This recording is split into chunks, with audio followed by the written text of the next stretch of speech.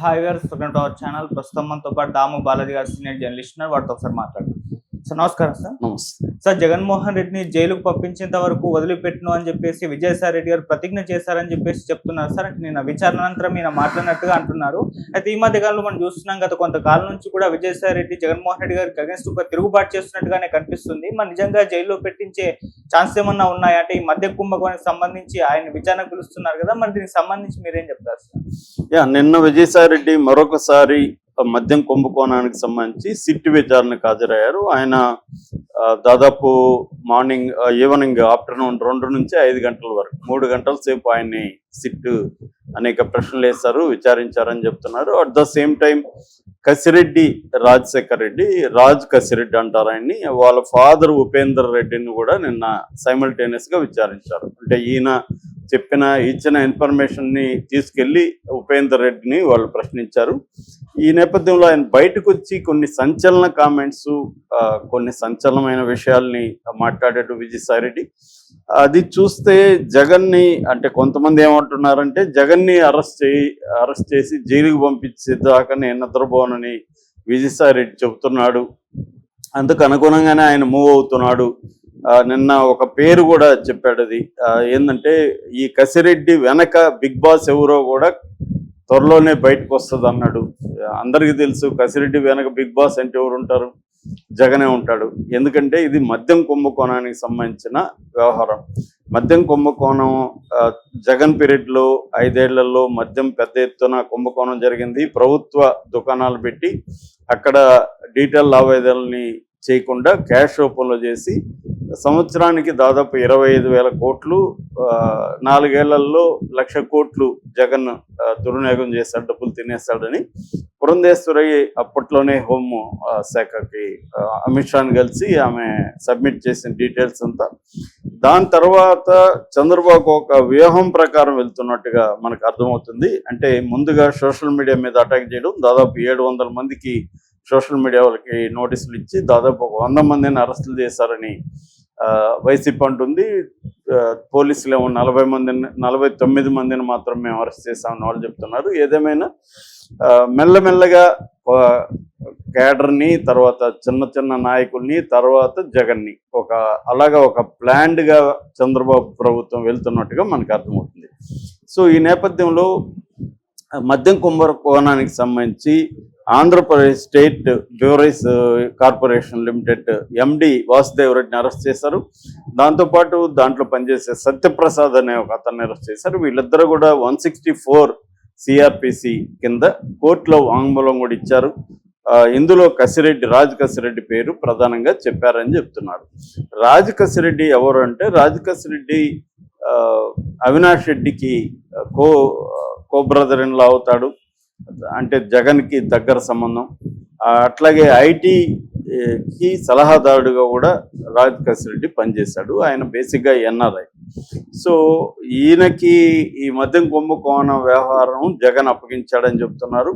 So ఆయన గతంలో ఈ 5 ఏళ్లలో 2014 నుంచి 19 వరకు ఇక్కడ జూబ్లీ హిల్స్లో ఒక ఆఫీస్ ఓపెన్ చేశాడు దీనికోసమే.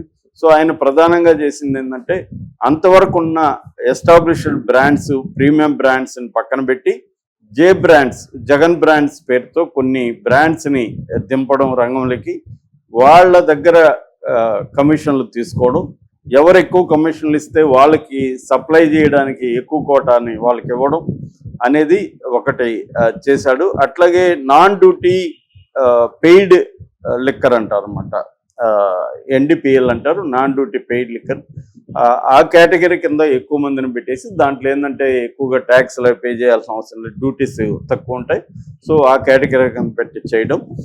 సో ఓవరాల్గా ఇతను మొత్తం ఒక స్ట్రాటజీ వేసుకొని అంటే కొత్త బ్రాండ్లు పెట్టడం, ఆ బ్రాండ్లు ఎవరు డబ్బులు ఇస్తే వాళ్ళకి ఎక్కువ కోటాలు ఇవ్వడం, రెండోది క్యాష్ డీలింగ్స్ పెట్టడం వల్ల ఏమవుతుందంటే ఒక దగ్గర ఎంత డబ్బులు వచ్చిందేమని తెలియకుండా ఇతను ఒక కార్పొరేట్ స్టైల్లో ఈ కుంభకోణానికి ఒక ఆఫీస్ ఓపెన్ చేసి దాంట్లో స్టాఫ్ ద్వారా అక్కడ ఎవరెవరు కలెక్ట్ చేసి, ఎలా ఎక్సైజ్ డిపార్ట్మెంట్ నుంచి కలెక్ట్ చేసి కొంతమంది వైసీపీ నాయకులకి డబ్బులు వెళ్ళాలి, అక్కడ నుంచి మళ్ళీ ఇక్కడికి వస్తాయి.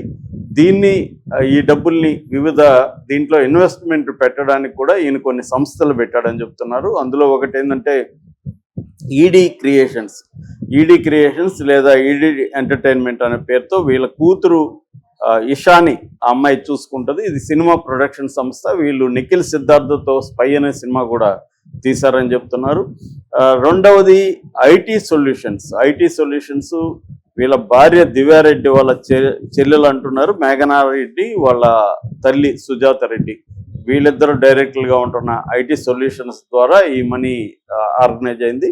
మూడవది అరేటా హాస్పిటల్కి వీళ్ళ భార్య దివ్యారెడ్డి, వీళ్ళ బంధు విజయేందర్ రెడ్డి, తీగల విజయేందర్ రెడ్డి, వీళ్ళిద్దరూ డైరెక్టర్గా ఉంటున్నారు. రాయదుర్గంలో హాస్పిటల్ ఉంటుంది. ఈ హాస్పిటల్ ద్వారా కూడా ఈ డబ్బుల్ని వైట్గా చేయడం, అంటే బ్లాక్ మనీని తీసుకురావడం, దీన్ని వైట్గా చేయడం. దాదాపు ఎవ్రీ మంత్ మినిమం కమిషన్ రూపంలో మాత్రమే 60 crore పైన ఇతను కలెక్ట్ చేశాడని చెప్తున్నారు. దాదాపు ఇతను 3,000 నుంచి 4,000 కోట్లు ఇతను ఒక్కడే కలెక్షన్స్ చేశాడనేది ఇప్పుడు విజయసాయి రెడ్డి ఈ విషయాలన్నీ కూడా బయట పెట్టాడు. ప్రజెంట్ అయితే రాజకేశ్ రెడ్డి గత కొంతకాలంగా అజ్ఞాతంలోకి వెళ్ళిపోయాడని చెప్తున్నారు. నిన్న మాత్రం పిటిషన్ వేసినట్టుగా అర్థమవుతుంది హైకోర్టులో. ఈ నేపథ్యంలో విజయసాయి రెడ్డి చాలా బెటర్గా మాట్లాడాడు నిన్న. నేను అధికారం వచ్చి 3 నెలలు 4 నెలలు అయ్యేంత వరకు కూడా నెంబర్ 2గా ఉన్నాను వైసీపీలో, కానీ ఆ తర్వాత 2000 స్థానానికి పడిపోయాను, అప్పటి నుంచి 2000 స్థానంలోనే ఉన్నాను అనేది ఆయన చెప్తున్నాడు. కాకపోతే వైసీపీ వాళ్ళు విమర్శించేది, ఈయన 2000 స్థానంలో ఉంటే ఈయనకెందుకు 2 సార్లు రాజ్యసభ ఇచ్చాడు, ఈయనకెందుకు ఉత్తరాంధ్ర ఇన్ఛార్జిగా ఇచ్చాడు, ఈయన అంతకుముందు కూడా ఒక రకంగా జగన్కి రైట్ లెఫ్ట్ ఎవరు అంటే సజ్జల ఈయన పేర్లే చెప్పేవాళ్ళు కదా. సో ఇప్పుడు మరి 5 ఏళ్ల పాటు ఈయన 2000 స్థానంలోనే ఉన్నాడని ఆయన అనుకుంటున్నాడా? మరి ఎందుకు ఉన్నాడు అట్లాంటి వ్యక్తి? ఇప్పుడు మళ్ళీ అధికారంలో వచ్చునుంటే ఈ మాట అనేవాడా ఈయన? ఇవన్నీ కూడా అంటున్నారు. నెల్లూరులో మరి ఎందుకు పోటీ చేశాడు ఎంపీగా? అప్పుడు ఈయనకి ఇష్టం లేకపోతే చెప్పచ్చు కదా అని కూడా వాళ్ళు ప్రశ్నిస్తున్నారు. ఇప్పుడు ఏంటంటే ఆయన కేసుల్లో ఇరుక్కున్నాడు, వాళ్ళ కూతురు కేసుల్లో ఉంది, ఉత్తరాంధ్రలో అనేక